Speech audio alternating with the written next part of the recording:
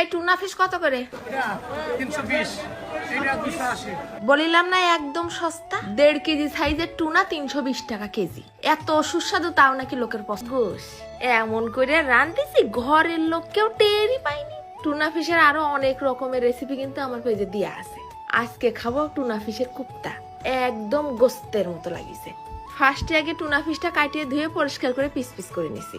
ঠিক এই বরাবর কিন্তু টুনা ফিশের কাটা থাকে, হাত দিয়ে ধরলেই কাটা বুঝতে পারবানি। পরে চামড়াটা আলতো করে টান দিয়ে ছিঁড়ে নিয়ে আসে, মাঝখানে যে বড় কাঁটাটা ছিল সেটাও আলতো করে খুলে নিয়ে আসে, চারদিকে যে ছোট ছোট কাঁটাগুলো ছিল সেইগুলো খুঁটে খুঁটে বেছে নিয়ে আসি। সত্যি কথা বলতে এই মাছ ভয়তে অনেকে রাঁধতে চায় না, গন্ধ লাগবে তাই।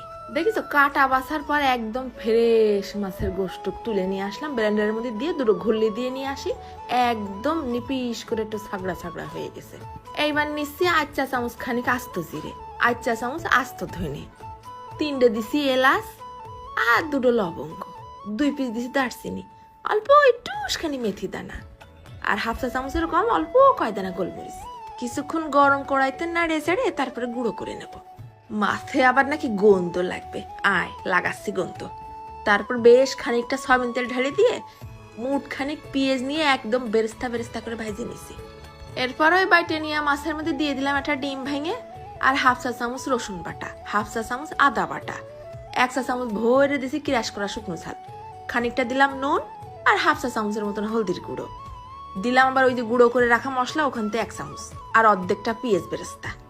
কাটিয়ে দিলাম আবার বড় সাইজের 1 পিস লেবুর রস।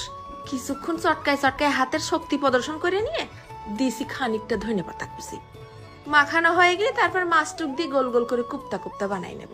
আর বাকি পেঁয়াজ বেরেস্তা যেটুক ছিল ওটুকুর মধ্যে 2টো ছোট্ট ছোট্ট টমাটো কাটে দিয়ে একটুখানি পানি দিয়ে বাইটে ব্লেন্ড করে নিয়ে আসি।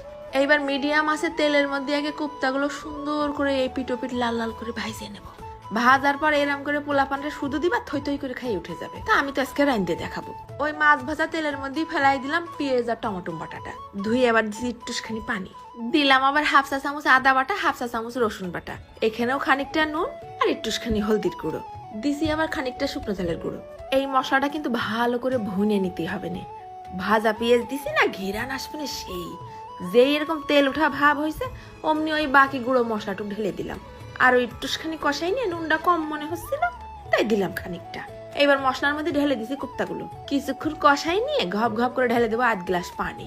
তারপরে ঢাইকে দেই রান্দা হতে লাগুক। যেই ঝোলটা শুকোয় এরকম মাখো মাখো হয়ে আইছে তখন শেষ পর্যায়ে দিয়ে দিলাম আরো খানিকটা পেঁয়াজ বেরেস্তা আর খানিকটা ধনেপাতা কুচি। না হয়ে গেছে। রুটি, পরোটা, সাদা ভাত, পোলাও, খিচুড়ি সবকিছুর সাথে